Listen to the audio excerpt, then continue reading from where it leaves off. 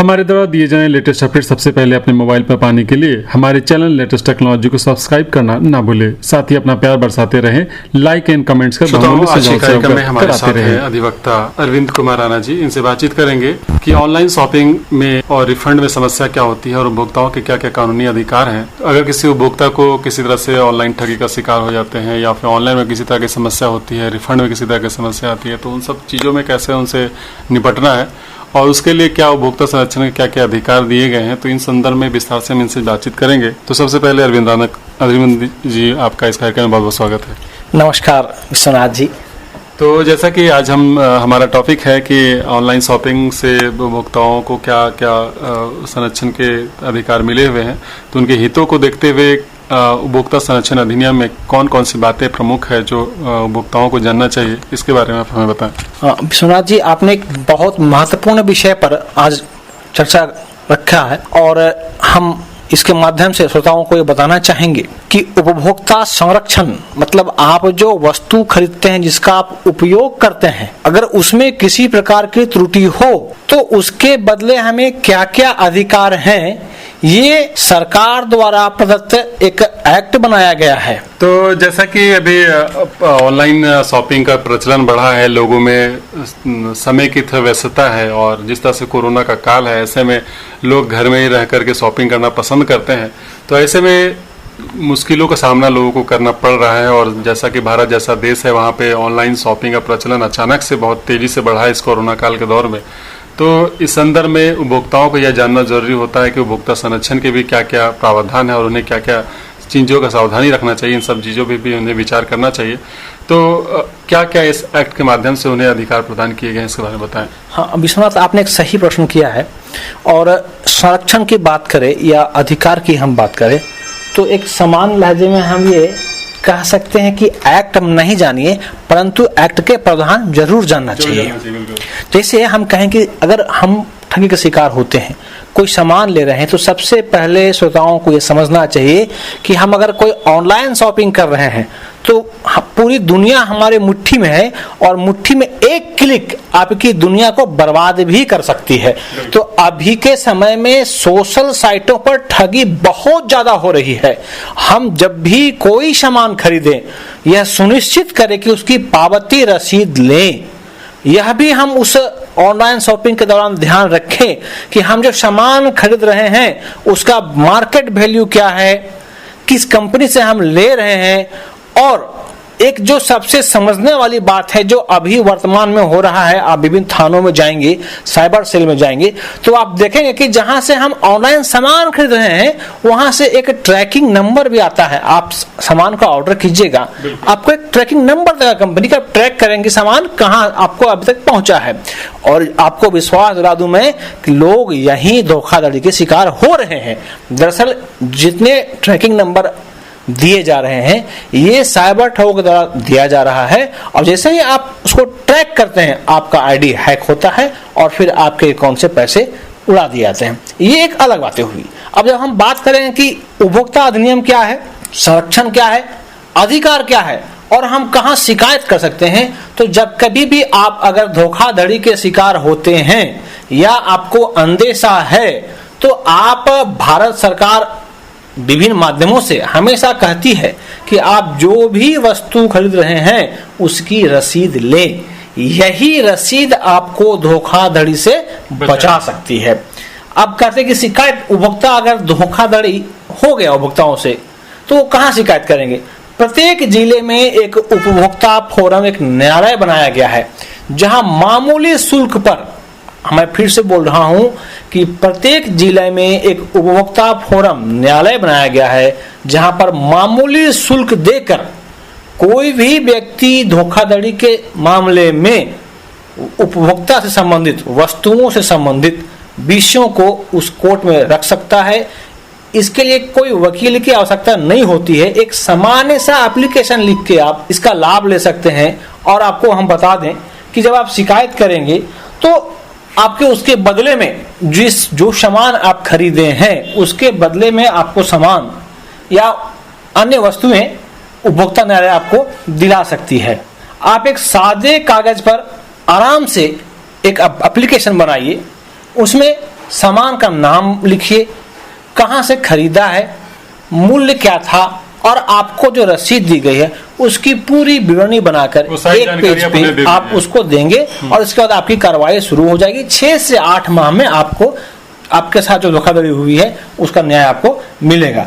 अब कहते हैं कि क्षतिपूर्ति कैसे मिलेगा या शिकायत कौन कर सकता है, बिल्कुल शिकायत कहाँ करे?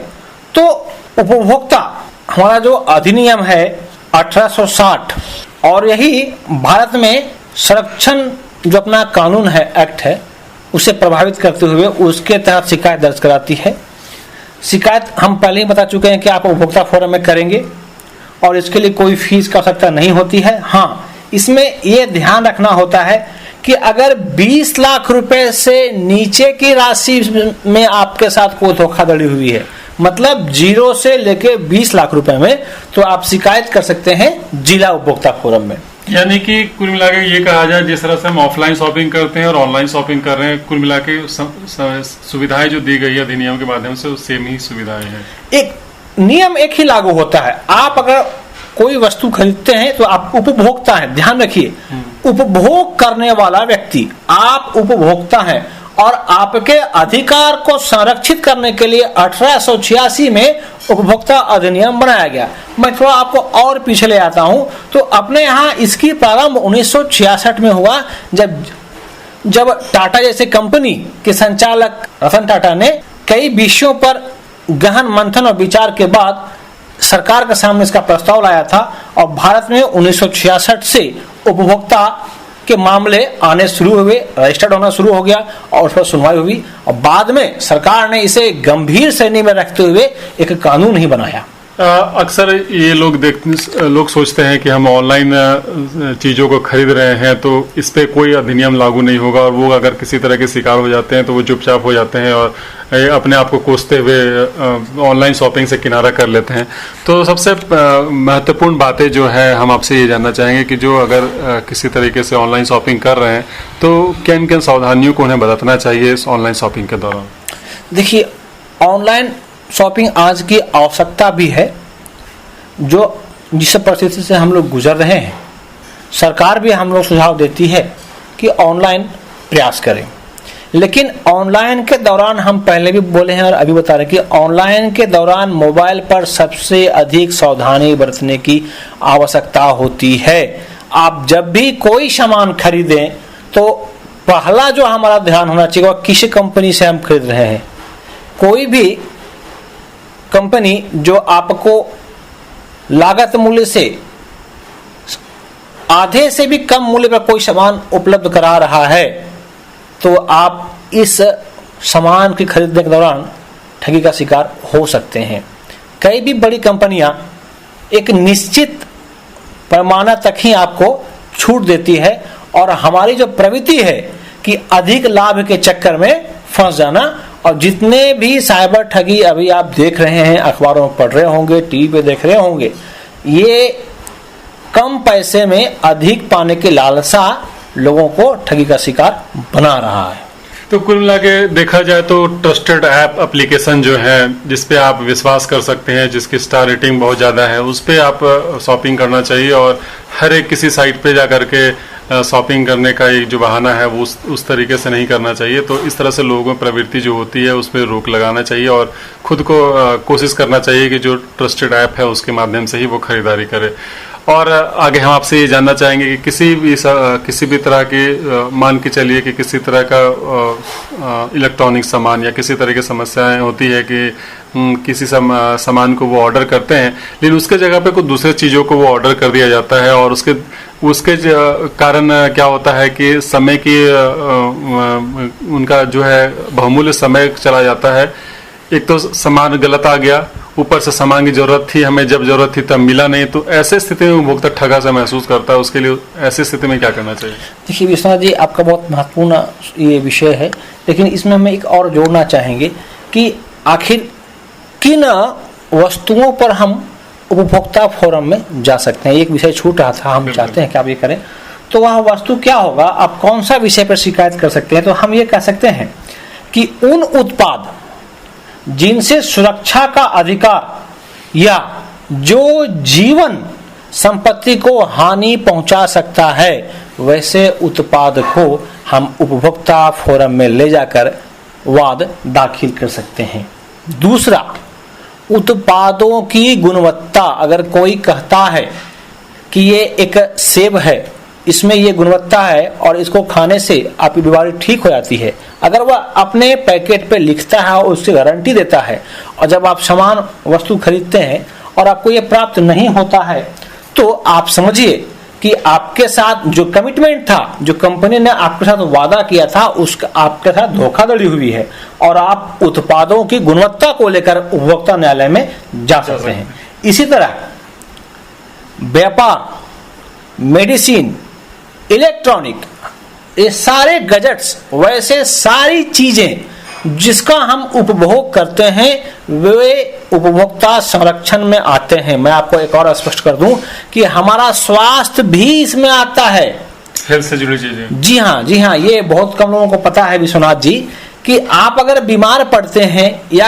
आपसे इलाज के जो मूल्य हैं वो अधिक वसूले जाते हैं, 10 रुपए का दवाई आपको 100 रुपए में कोई देता है, तब भी हम उपभोक्ता न्यायालय में जा सकते हैं। और अभी आपको हम बता दें कि इस कोरोना काल में ऐसा हुआ भी है। जिस तरह से स्वास्थ्य के नाम पर लूट हुआ है निजी अस्पतालों के द्वारा, आप उन अस्पतालों के खिलाफ भी, अगर वो प्रॉपर वे में, अगर आपको इलाज की पावती दिया हो, रसीद दिया हो, दवा का विवरण आपके पास हो, तो आप आंख मूंद के आपको उपभोक्ता न्यायालय जाना चाहिए, वहां से आपको न्याय मिलेगा। क्योंकि कोई भी व्यक्ति सेवा की जो गारंटी अधिनियम है, जिस कार्य के लिए हम मूल्य चुका रहे हैं, उससे अधिक की वसूली वह किसी हाल में नहीं कर सकता है। और आप देखे होंगे कि कोविड के जब बीच काल में राज्य सरकार ने गाइडलाइन तय किया कि कोई अस्पताल एक निश्चित मात्रा से अधिक की राशि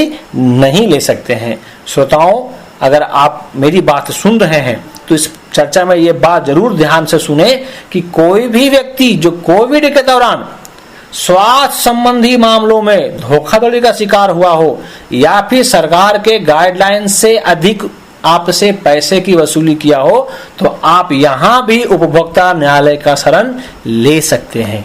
बहुत महत्वपूर्ण चीजों को आपने हमारे श्रोताओं को अवगत कराया कि कोविड काल के दौरान भी अगर आपके साथ हेल्थ समस्याओं को लेकर के जब आप अस्पताल में गए हो और आपको उस तरीके से मन मुताबिक सेवा प्रदान नहीं की गई, तो इस स्थिति में भी आप जो है कानून का सहारा ले सकते हैं और अपने अधिकार का भी संरक्षण कर सकते हैं।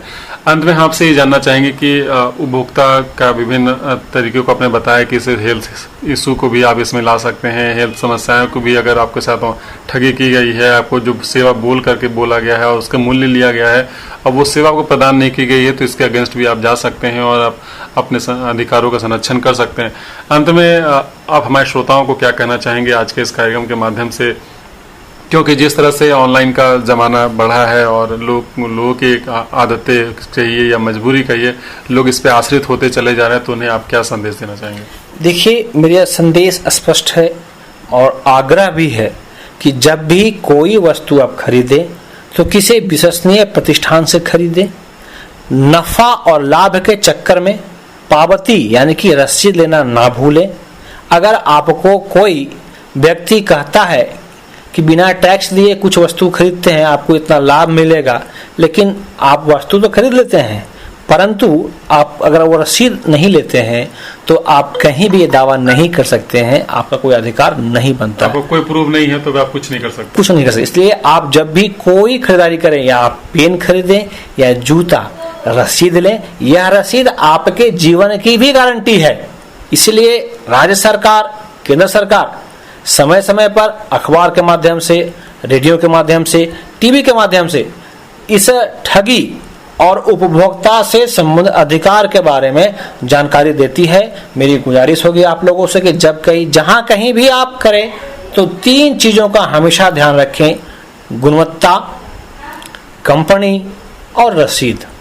ये 3 पर आप विश्वास रखें, व्यक्ति का चेहरा ना देखें, कागज की बात करें। और जो व्यक्ति आपको पक्का बिल देता है, पक्की रसीद देता है, वह आपको कभी आपसे चीट नहीं कर सकता। और अगर वो चीट करेगा तो उसको 4 गुना कीमत उसको चुकानी पड़ सकती है। और अक्सर ये हम देखते हैं चीट, जहां तक कि आपने बात की, मेडिकल शॉप में कभी भी पक्का बिल लोग नहीं लेते हैं, न लेते हैं न लोग देना चाहते हैं। तो ऐसी स्थिति में उन्हें अपने आदतों में सुधार करना चाहिए कि हम किसी भी वस्तु को अगर हम खरीदते हैं तो उनके बदले पावती अपना रसीद जरूर लेना चाहिए, तभी जाकर के आप, हो सकता है कि भविष्य में जाकर के कोई ऐसी सामान खरीदे और उसका आपका साइड इफेक्ट पहुंचे, तो आप उस रसीद के माध्यम से भी जो है सो आप अपने अधिकारों का संरक्षण कर सकते हैं। उसके अगेंस्ट जाकर के अपने कंपनसेशन जो चाहते हैं वो भी आपको प्राप्त हो सकता है। तो बहुत अच्छी जानकारियों को आपने हमारे श्रोताओं को अवगत कराया है। उम्मीद करते हैं जो श्रोता इस कार्यक्रम को सुन रहे होंगे काफी लाभान्वित होंगे और आपके विचारों से भी सहमत होंगे। बहुत बहुत धन्यवाद हमसे जुड़ने के लिए। नमस्कार। हमारे द्वारा दिए जाने लेटेस्ट अपडेट सबसे पहले अपने मोबाइल पर पाने के लिए हमारे चैनल लेटेस्ट टेक्नोलॉजी को सब्सक्राइब करना ना भूलें। साथ ही अपना प्यार बरसाते रहें, लाइक एंड कमेंट्स कर बहुमूल्य सुझाव से अवगत कराते रहें।